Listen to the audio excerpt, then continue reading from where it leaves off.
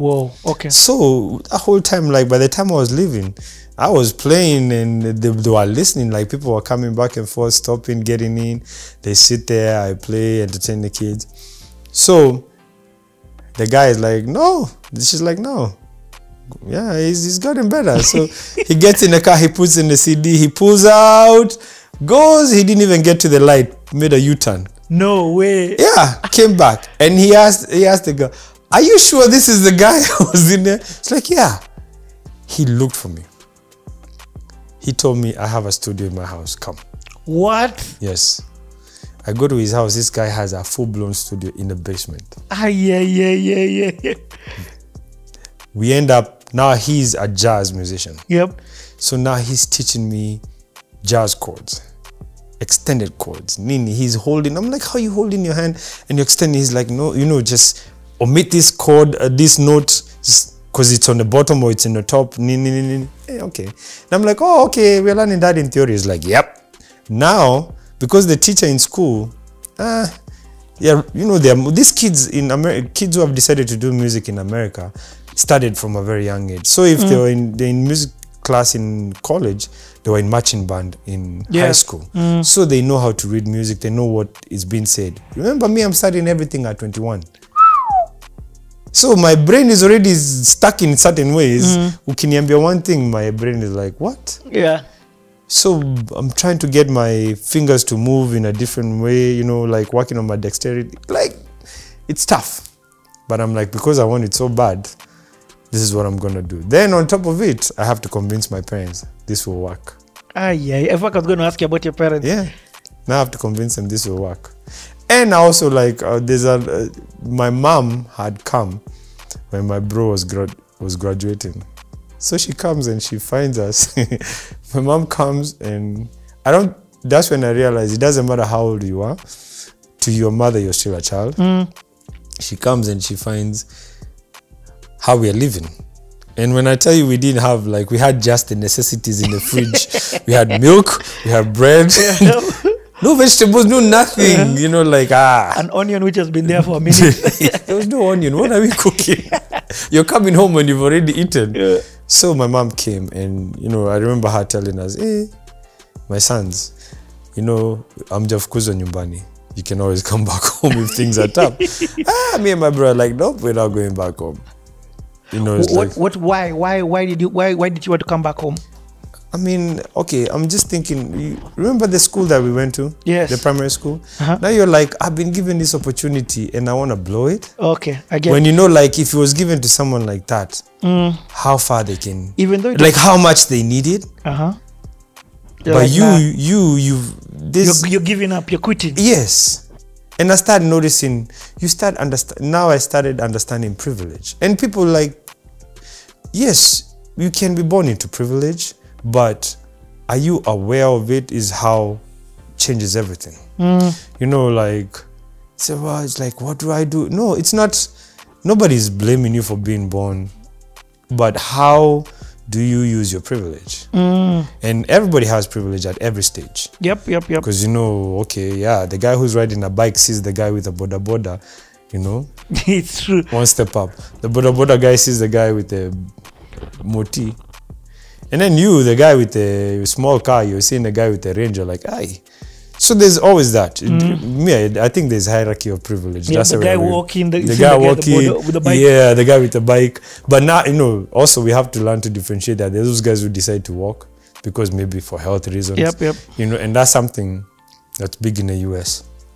You know, like, status is not such, it's not so, it's there, but it's like, you don't pay my bills, so why am I concerned? Why are you concerned about what I'm doing? That kind of attitude. So my mom comes and, you know, she sees, that month, she came for graduation. I remember where she paid our rent, you know, and I was like, that's when you're like, hey, okay, your parents will do anything. And now we are adults. Parents will do anything for you. Then she took us shopping. Your fridge, she was there for a month and a half, almost 2 months. That fridge was filled. And then chapos, nini. Now, at this point, I can't even travel back home. You're out of status? Yes. No, not that time. I became out of state as I think in 2004. But I'm in school. So it's either you come. So me, I just continued with school, and so I befriend this guy at work, and remember I'm still friends with Kina Jose, Kina Nick, with Jamil. We're still keeping in touch, but now I'm getting friends now in the business, like of the creative business, not that. So we end up. He's the one who sold me my first keyboard for like $100. Who'd you say now? No, EJ. Oh, EJ, the guy who told me don't quit your... No, the Ethiopian is my supervisor. Okay, sorry. EJ is the trumpet is guy. a trumpet player. Yeah. Who told me, just call him, don't quit your day job. That's how you remember. Yeah, I get it. So he sells me my first keyboard, $100. But it had only 3 sounds. But it had 3 sounds that I liked. An electric piano. So within that same company, I meet 4 guys that are into music. One's a drummer, the other one's a saxophone player who can play any instrument he wants. He picks it up and he's just musically gifted. His name is David. And then a bass player from Nigeria, a guy called Olu from Nigeria. And there was also another bass player from Ghana who could also play drums. And then another drummer from Jamaica called Richard. And then a couple of years later, another guy comes in to work there for the summer. His name is Festus. And I don't know if you've ever seen a lot of my stuff. There's a guy called Festus. So he's the guy who's produced Rekegwede for Kwame.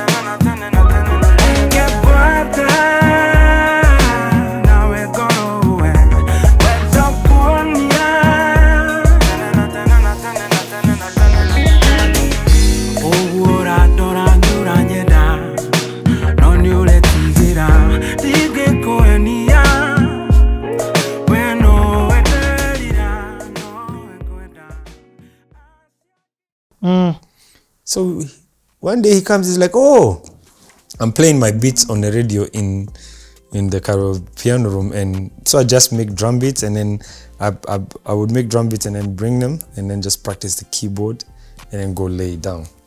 So it's like, oh yeah, you make beats? I'm like, yeah. Like, me too. I'm like, oh really? Yeah. What do you use? It's like, me, I told him I use Reason. I was like, oh yeah, me, I use FL Studio. I was like, okay. He brings his music. I'm like, oh man, this guy is good. And he's just finishing high school at this point. He's finishing high school, and we start collaborating. We're like, we should work together. It's like, oh yeah. Little did I know, working together from like collaborating. Because I started, it was in 2003. I made a mistake. It was in 2004. 2003, that's when I went back to school. From 2003, me and him have been working up until now. Yeah. And if I need drums, or if I need a track that is very different from what I'm doing to give to Kina Ayrosh or Kwame or whatever, he's the guy that I go to. He's from where? He's from Sierra Leone. But he was pretty much raised up a lot in the US. Yeah. But at this time, he's finishing high school, he's going to college. So he would come in a summer. but we kept in touch. So we were exchanging. So he would go, like, send me, you know, he would tell me, oh man, I made this beat, I uploaded it on MySpace. You know, back then it was MySpace. Then we went to Reverb Nation, then SoundCloud. So we work, you know. Then there's a Liberian guy called Julian. He's a singer. We are rehearsing. Remember the other guys I told you who play different instruments? We decided to form a band. So we started rehearsing over there. What's the band called? We didn't have a name. We're just like, let's just play. We start rehearsing, bass, Nini, the bass player is there, the drummer is there, me, I'm playing the keys. And then EJ will come every now and then with a trumpet and join us. At this time now, I start composing music. Like, I start coming up with music. So I'll go to school in the music tech department. I would create tracks, then I would come with them, then I would play it for them, I would play the chords, and then we would play it live. That was the whole idea. I was never even thinking about production. Then now this guy called Julian comes in. He's a singer. He's like, oh yeah, yo guys play, and he starts singing. And next thing you know, he's like, yeah, you know, I've been thinking about recording. Like, like, have you ever thought about that? No. But EJ has a studio. EJ's daughter is a singer. So he introduces me to the records that he's producing and the daughter is writing, and she's a pianist too. So he starts showing me about recording. Because in school, I'm learning about just the creation of the music. We haven't transitioned into recording. So by the time I'm coming back and forth between class and EJ, I've absorbed a lot. And also the theory class, now I'm on the I'm on the last one. Now my theory has improved. The only thing that didn't improve was my sight singing. Yeah. Because now I'm already starting to give up on singing. I'm more focused on, you know, making the music, because I want to play in a band to back somebody. Yep. And maybe form my own band like that. Then we play for like a year or two. Did you play at any events? Yeah. We got hired by the company that we used to work for. Oh, nice. For their Christmas, whatever. Yep. So we played that one. And then this guy, Julian, had a show in Baltimore. And we ended up in a poetry club. So we ended up backing him. Then there was a guy who was there who was like, man, I got a song. Yeah, can play this? You know, it's like, yeah. So he started singing. And I'm still okay with playing, but I'm not good at listening and playing back. The saxophone guy, remember who I told you could play anything, he's like, okay, sing. And he's like, figured out the chords. He's like, okay, he told me it's like G sharp, blah, blah, blah. No, once you told me that, I kind of figured out. We played for him, and we, you know, hey, guy was like, hey, you're good. You know, like, he turned around, like, you're good, man. So from then on, I was like, hey, maybe I should start concentrating on this. Now I'm going deeper and deeper into music. But also at the same time, I'm still writing my own songs. Because you said you are a singer. Yes. Yep. So now that I can play, I'm starting to compose my own songs with lyrics and everything. But I'm not telling anyone. And I've never, they are there. Only a few people have listened to them, but they're just there. And so EJ convinces me, and he records me. And I told him the only way I'm going to record this is if I'm singing and playing at the same time. And I do that. It's like, man, you should think about this. I'm like, no, I'm not the guy to be in the front. So I'd rather learn more production and write, you know, like work with people. And around that same time, you know, like the other job, you know, I'm just still continuing. And what year is this? This is now 2004, 2005. Yep. Then 2006, that's when I had my first, like, I paid for a studio session. To record who? To record Julian. Oh.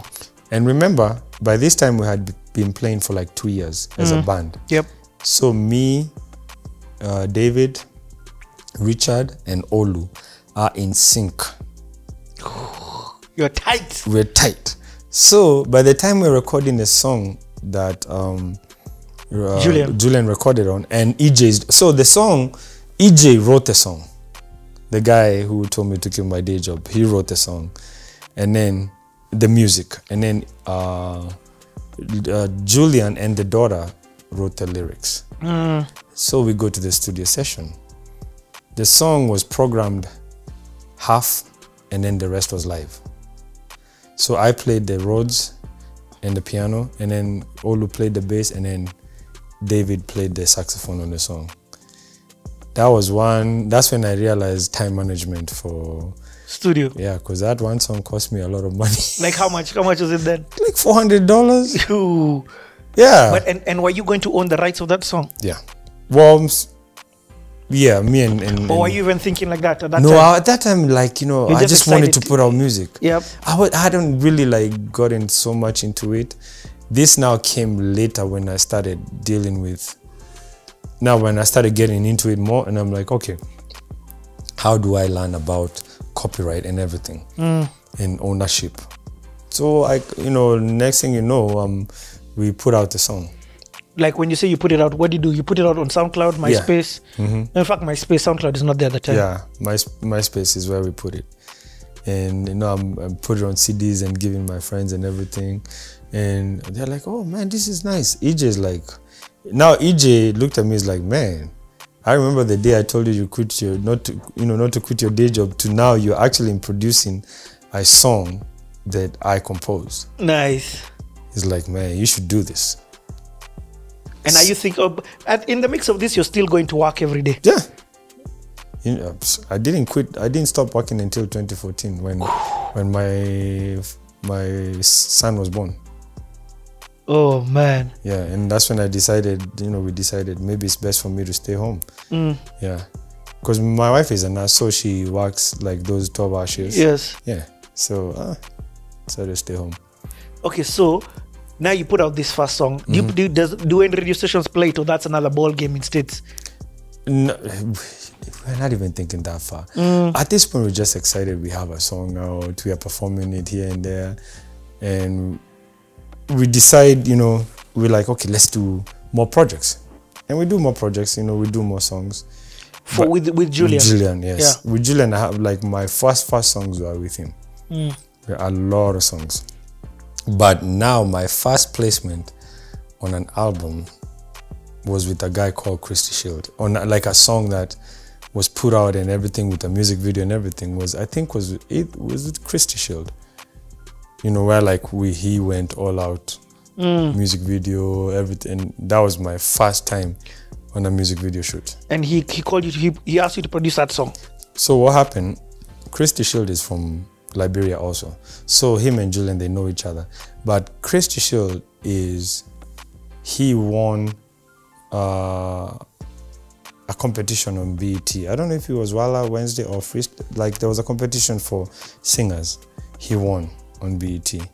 So he was even ended up in this movie with Jennifer Hudson and about the musician, what's the name? And Eddie Murphy.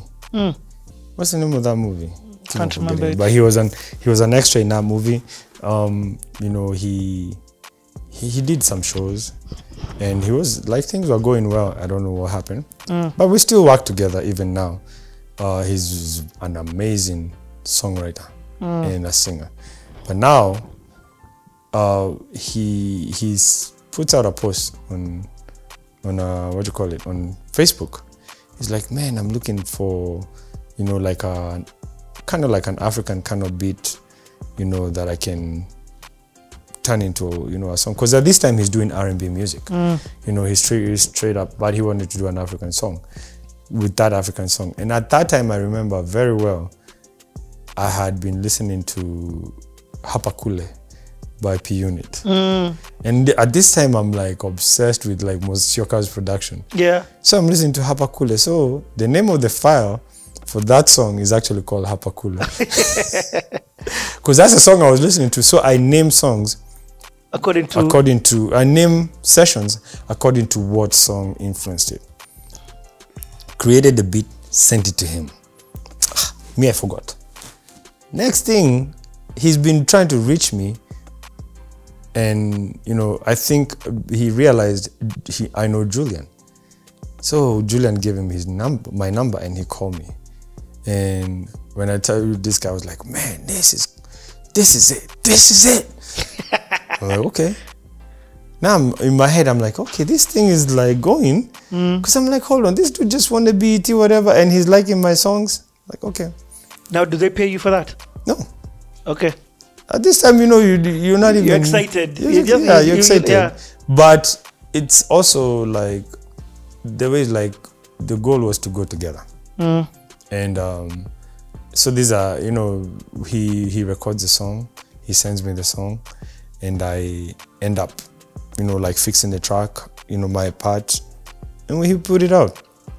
It blows up in the Liberian community. He's invited to perform for the Liberian Awards. Yo. Yeah. And you know you're like, that's a song with me. That's a song with me. You know, that I produced. Thanks, you know. To Hapakule. There you go. It all comes back to Hapakule. And then, because at that time, I think we had started working.